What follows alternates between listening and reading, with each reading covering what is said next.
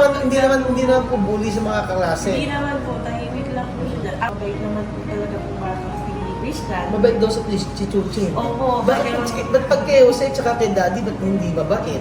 Pag kami... Ako dahil wala po si Ma'am Sharon, ito po yung grades ni Bibian. Ayan. Mga kababayan ko, nandito po tayo kasama si Ma'am Lu na medyo mahihiyain kaya hindi po natin siya i-video. Nandito po tayo, teacher po siya ni Christian Joe, ni Kian. Ayun, sasabihin po, ito na po yung, grades po ba yan? Yung exam din po, tsaka... Exam, tsaka yung card niya, bibigay na po. So, ano kaya ang grades si Chuchin? Ngumangal-ngal lagi. Ayan po. Eto po, pipirma muna tayo. Pangalawa pala kanino. Si Ma'am Lu na napakasipag magturo. Nabibigyan ng 3 star si Chuchin. Alam ko si Ate Lelen nyo kasi pinicheck up si Chuchin. Sakit. Ayan, eto na yung kay Chuchin. Aba, totoo po bang naka-perfect? Parang mali-mali po yata. Parang di ito pagkakakilala ko kay Chuchin eh. Pera mo, tingnan mo. Tingnan mo Tingnan mo po yung exam ni Chuchin. Tanong mo, ba't naka-perfect si Chuchin? Nakapagtataka. Perfecto, chabame. Perfecto. 25.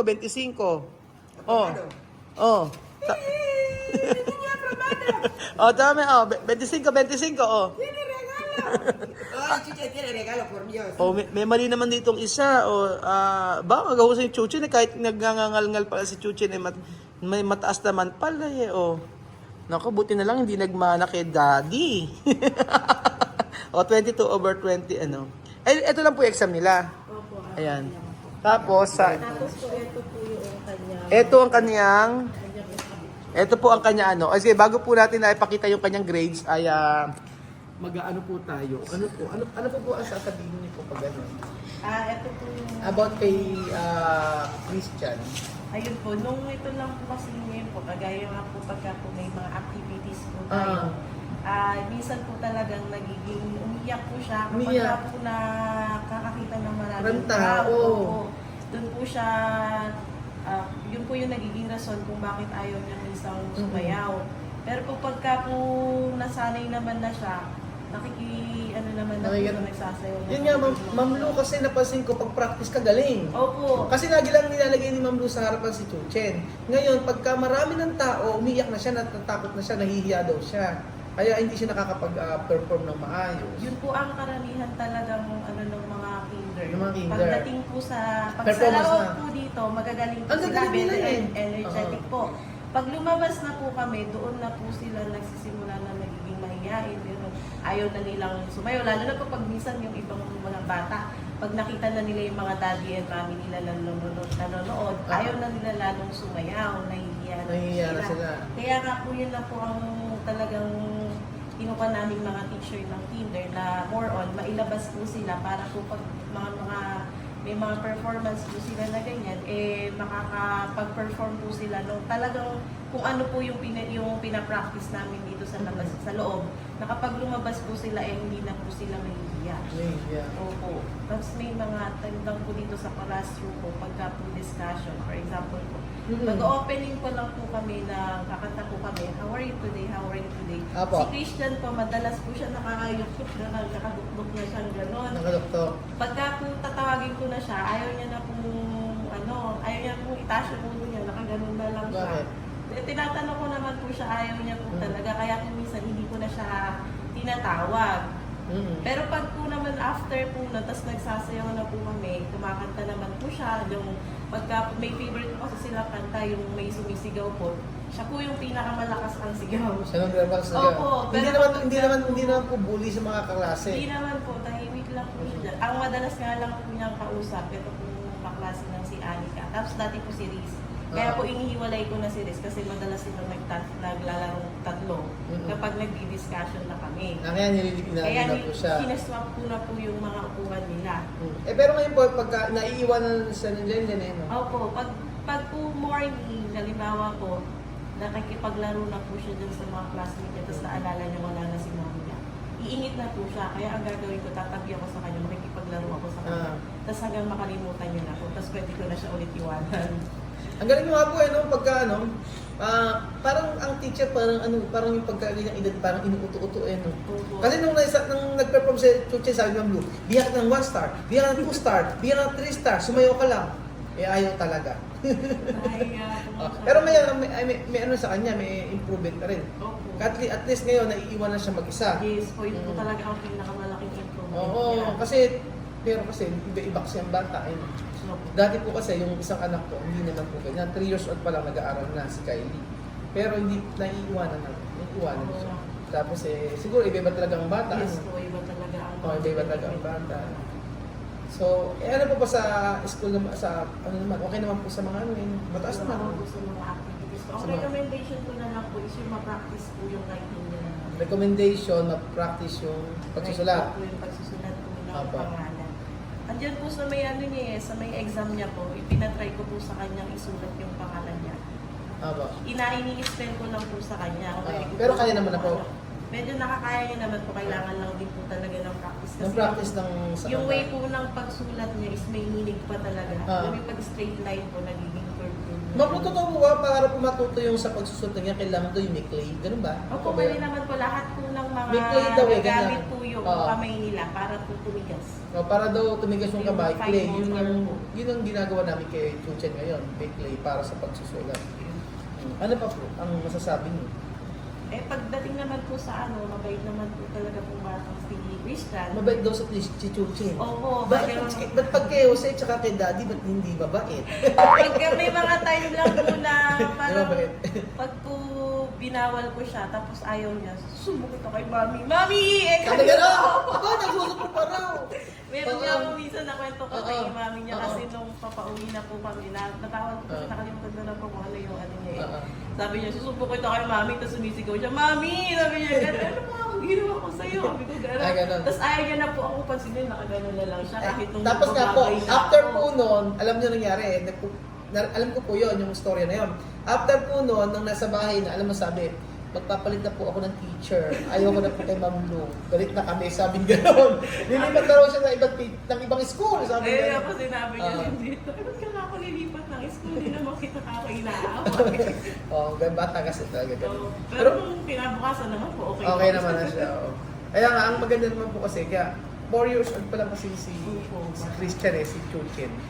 4 years old pa lang kasi siya, syempre, sinimulan na namin pag-aralin. Para next year nung ano siya? Kinder 2 na po. Kinder 2 na next year si Chuchen. Preparation na po Tapos, for grade 1. after Kinder 2 preparation para sa grade 1. So ayan, ready na po ba kayo malaman ng grades si Chuchen? Ay, hindi ko naman po naiintindihan ang ibig sabihin ng grades ni Chuchen. Okay po. Sige po.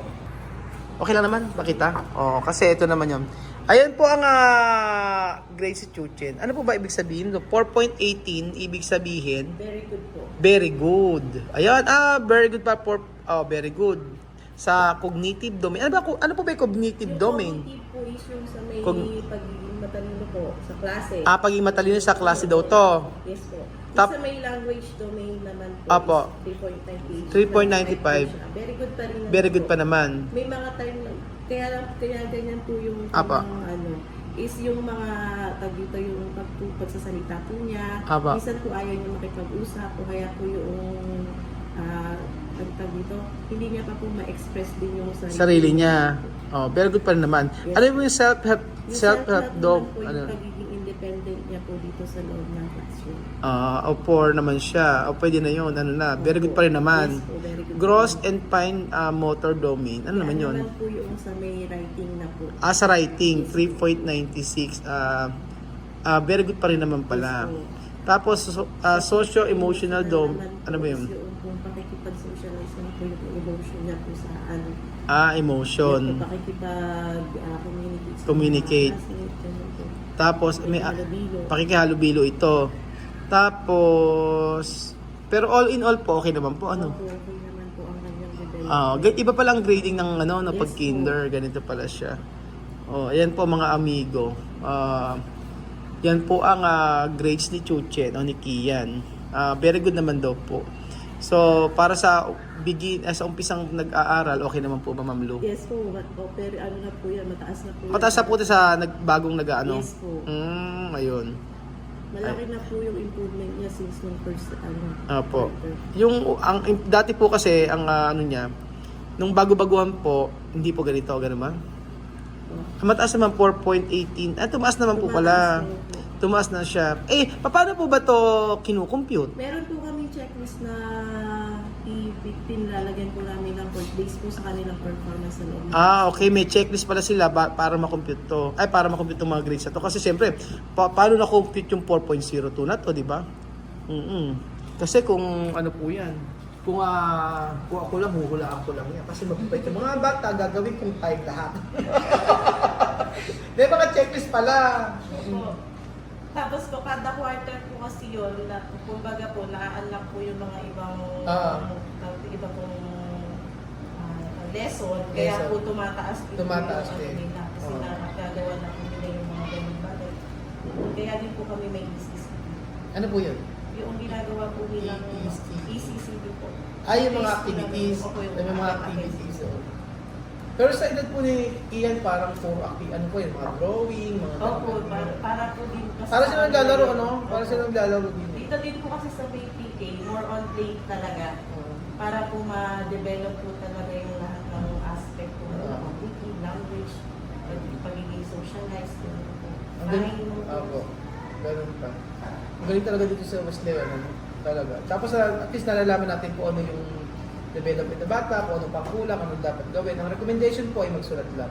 So ayun po, maraming salamat Teacher Lou. Merry Christmas and Happy New Year. Okay daw, tsaka kami. Pirma na lang ako. Okay na po. Okay na po naman si Chuchen. And then, ito po, okay na po, no? Okay. So ayun po, abangan po natin ang next po. Punta po tayo sa ibang anak ni Tia Cesa. Ahora todo aprobado. Vini niyo aprobado. Dapat para Tonino. Tonino. Okay. Okay na. Iuwi niyo po Chuchen ba? and Sassy. Ito na lang po. Babalik na lang Apo. Ito na lang po. Ayan. Ayun na. Ito lang po. Ito lang po namin. Thank you so much po. Bye. Ako dahil wala po si Ma'am Sharon, ito po yung grades ni Bibian. Ayan. 79 to 81, 82 to 87, 79 to 87 to 89, 80 to 82, 83 to 87, 82. Taas na tumaas si Bibian. 83 to 88. Lahat mataas. Ayan yung kay Bibian. Wala kasi teacher nila, mga amigo. Umalis daw po, lumabas. So, ito yung kay Bibian. Sayang hindi natin naitanong kung ano yung kay Bibian. Siya, tumaas na naman siya. Yan po ang grades ni Bibian. So ayun pa mga amigo, okay na si Bibian. Base nga wala kasi teacher, hindi ko natin kung ano yung mga sinabi. Pero yung grades sa quick naman po natin, mataas po si Bibian. So, kampante ako na okay ang Sensi School kasi base po kayo sa mga teacher, lalo kay Ma'am Leila, ay ano daw? Picture daw, picture. O, photo. Subscriber ka ba? Opo, si Mama kasi idol po si Chama May. Tapos sabi ko po, andito kayo. Sabi magpa-picture daw po ako. Sige, picture ka na. Ayun. Sabi pa-picture kay Tia Cesa. Ayan, importante po mga amigo ay okay po yung si Bibian sa klase. Nag-e-enjoy siya, nakipaglaro, nakipagkulitan. At malaking improvement po para sa mga batang ito. Si Sophie, ayun, si Sophie lang medyo bantayan po natin. Hindi pa bantayan, huwag natin sukuan kung ano man yung meron, kung ano man yung about kay Sophie. Importante po ay nag-aaral na mabuti. So sa lahat po ay si Sophie ang medyo bumaba ang grade, pero maging okay din yan, maging okay din. So ayun po mga amigo, abangan nyo po. Bukas na tanong ko na ng teacher about kay Luis Xavier o kay Bibian kung ano po yung dapat pag-i-improve. Pero importante nag-enjoy po sila sa pag-aaral. Yun po mga amigo. So ayun po, salamat po at God bless.